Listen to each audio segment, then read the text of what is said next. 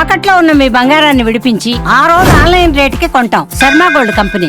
అందరికీ నమస్కారం. నా పేరు మాధురి. మీరు చూస్తున్నది సుమన్ టీవీ నెట్వర్క్. ఈ రోజు మనతో పాటు ఉన్నారు ప్రముఖ ఆధ్యాత్మికవేత్త అనంతలక్ష్మి గారు. నమస్కారం అమ్మా. నమస్తే అమ్మా. అమ్మ, చాలా మంది పూజలు వ్రతాలు అని చెప్పేసి ఉపవాసాలు చేస్తూ ఉంటారు కదా. ఉపవాసాల్లో కూడా వాళ్ళ ఆరోగ్య పరిస్థితిని బట్టి చిన్న చిన్న సడలింపులు చేసుకుంటూ ఉంటారు. కొంతమంది అయితే అసలు కటిక ఉపవాసం, నిర్జల ఉపవాసం లాంటిది చేస్తూ ఉంటారు. అయితే అనారోగ్యంతో ఉన్నప్పుడు, బీపీ షుగర్ లాంటి సమస్యలు ఉన్నప్పుడు ఎలాంటి నియమాలు పాటిస్తూ ఉపవాసం చేసుకుంటే మంచిదంటారు? శరీరమాద్యం ఖలు ధర్మ సాధనం. ధర్మాచరణ చేయడానికి సాధనం ఏమిటయ్యా అంటే ఈ శరీరం. శరీరం లేకపోయాక నువ్వేం చేయగలవు? అడ్డం పడితే రేపొద్దున ఉపవాసం కాదు కదా రామా అని కూడా అనలేవు. కనుక శరీరాన్ని బాధించవద్దు, హింసించవద్దు. నీకు ఓపిక ఉన్నవరకే చెయ్యి, ఓపిక దాటింది చెయ్యొద్దు. ఎంతవరకు నీ శక్తి ఉందో అంతవరకే. ఉపవాసం అంటే అర్థం ఏమిటి? భగవంతుడి సమీపంలో ఉండడమే గాని అన్నం మానేయమని కాదు కదా. అన్నం మానేయడం దేనికి వస్తుంది అంటే, ఒకవేళ కడుపు నిండా తింటే నిద్ర వస్తుంది అనే ఉద్దేశంతోనే తప్ప మరొక్క ఉద్దేశంతో కాదు. కనుక పూర్తిగా కటిక ఉపవాసం ఉండి చేయకూడదు అని చెప్పడానికి పూజ చేయబోయే ముందు తప్పనిసరిగా ఆచమనం చేయమన్నారు. ఏ చిన్న తేడా వచ్చినా ఆచమనం చేయమంటారు. మధ్య మధ్యలో అనేక సార్లు ఆచమనం చేయమంటారు.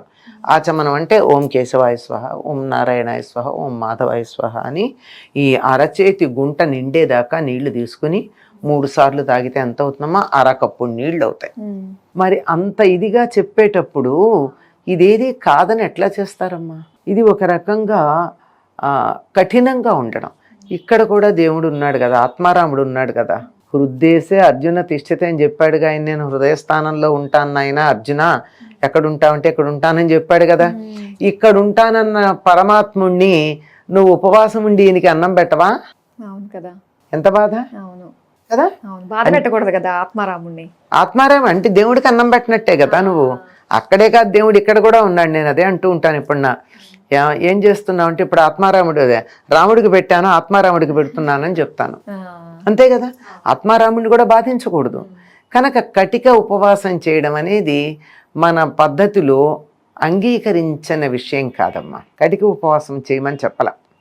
నువ్వు ఉండగలవా? It's okay. ఎప్పుడన్నా ఒక్కసారి ఈ శరీరంలో జీర్ణ యంత్రానికి కాస్త విశ్రాంతి ఇస్తే తర్వాత బాగా పనిచేస్తుంది కనుక విశ్రాంతి ఇవ్వమన్నారు. అంతేగాని పూర్తిగా నువ్వు ఏమీ తినకూడదు, తినకుండా ఉండాలి. ఒక పక్కనేమో పిండి వంటలు చేస్తారు దేవుడికి నైవేద్యం పెట్టడానికి. ఆహా ఎంత బాగుంది, ఉపవాసం ఎప్పుడవుతుందో, ఎప్పుడు దాన్ని తింటానో అని అనుకుంటూ ఉండడం. మనసు దాని మీదకి వెళ్ళిన తర్వాత అవసరం లేదు. కనుక కటిక ఉపవాసం చేయమని నాకు తెలిసి ఎక్కడా చెప్పలేదమ్మా. ఒక సంప్రదాయం వాళ్ళు మాత్రం జ్యేష్ఠమాసంలో వచ్చే ఒక ఏకాదశిని నిర్జల ఏకాదశి అని చెప్పి నీళ్లు కూడా తాగరు ఆ రోజు. కానీ చాలా భయంకరం. నీళ్లు తాగకుండా రోజంతా ఉంటే, అది కూడా జ్యేష్ఠమాసం వేసవి కాలంలో వస్తుంది. అంటే భగవంతుడి మీద ఉన్నటువంటి ఆ నిష్టని నిరూపించుకోవడానికి వాళ్ళు ప్రయత్నం చేస్తారు. అంతెందుకమ్మా, మనకు ఒక్కొక్కసారి మనకి ఇష్టమైన పని చేసేటప్పుడు అదేంటి పొద్దున్న నుంచి నేను మంచినీళ్ళు కూడా తాగలేదు అనుకుంటాం. తెలియదు, మనకి తెలియదు. అంటే ఎంతగా నిమగ్నం అయిపోతామంటే పనిలో అంతగా నిమగ్నమయ్యేటంత దృష్టి ఉండి, అంత శ్రద్ధ ఉండి భగవంతుడిలో నీ మనసు లీనమైపోతే ఇట్స్ ఆల్ రైట్. కానీ అది కాక బలవంతంగా ఇట్లా ఉండాలి అని చెప్పి ఉండడం అన్నదే అది కొద్దిగా ఆరోగ్యం మీద ప్రభావం చూపిస్తుంది.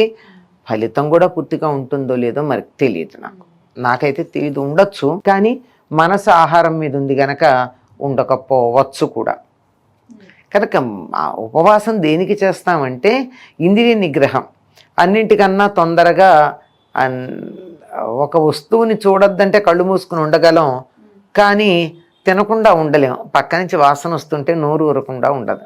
కనుక నాలికను అదుపులో పెట్టుకోవడం అనే దాన్ని అభ్యాసం చేయడం కోసం కొన్ని రకాల ఉపవాస నియమాలు ఏర్పాటు చేయడం జరిగింది. ఆరోగ్య దృష్ట్యా, మనస్సు అదుపులో ఉండడం అనేటటువంటి దృష్ట్యా, దాంతో పాటుగా అన్నిటికన్నా ప్రధానమైంది భగవంతునితో జీవుడు ఐక్యమై ఉండడం దృష్ట్యా.